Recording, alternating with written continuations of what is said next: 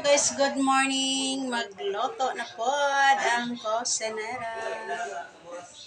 Luto na po ito guys. Magluto ko karon og chicken curry. So, nawakat yung kusina guys. So, nala ko giandang nga manok. So, lahin style akong chicken curry guys. Ako ni siyang gamay rin akong sabaw.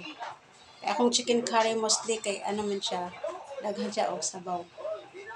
So karon gamay-gamay yun na siya nako. Pero sticky siya guys na. So magluto na ta. So igisa na nako ang lamas.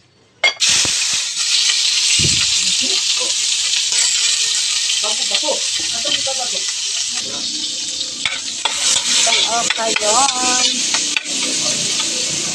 Then ilona kadayon nako ang manok na ay sayote.